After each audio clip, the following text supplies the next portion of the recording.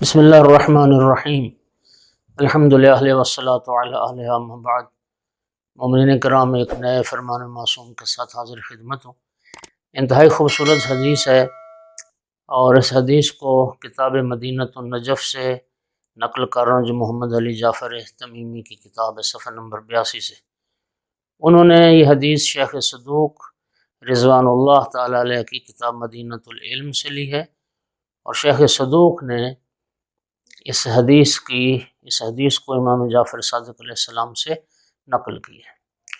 انہ سئل عن مجاورۃ النجف عند قبر علی علیہ السلام و عند قبر الحسین علیہ السلام۔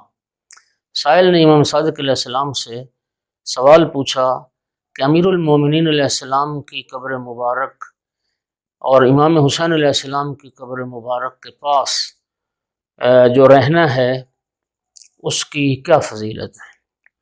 امام علیہ السلام نے فرمایا، مجاورۃ لیلۃ عند قبر امیر المؤمنین علیہ السلام افضل من عبادت 700 عام۔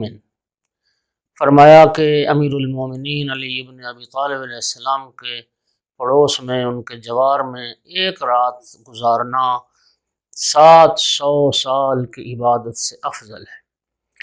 وعند قبر الحسین علیہ السلام من عبادت 70 عاما، اور امام حسین علیہ السلام کی قبر اثر کے پاس ایک رات گزارنا یہ 70 سال کی عبادت سے افضل ہے۔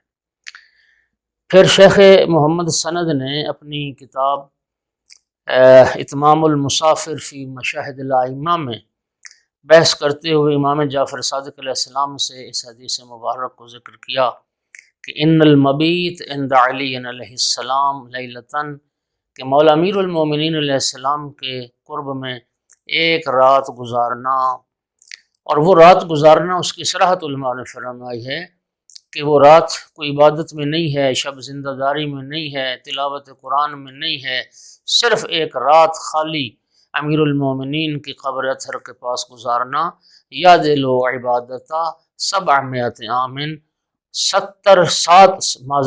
700 سال کی عبادت کے برابر ہے ایک رات امیر المومنین کے پڑوس میں گزارنا۔ پھر امام جعفر صادق علیہ السلام سے امیر المومنین علیہ السلام کی قبر اطہر کے پاس، یعنی حرم امیر المومنین علیہ السلام میں نماز پڑھنے کی فضیلت کے بارے میں جب سوال کیا گیا تو امام علیہ السلام نے فرمایا، الصلاۃ عند قبر امیر المومنین ب100 صلاۃ۔ فرمایا ایک نماز حرم امیر المومنین میں 200 نماز کے برابر اجر اور ثواب رکھتی ہے۔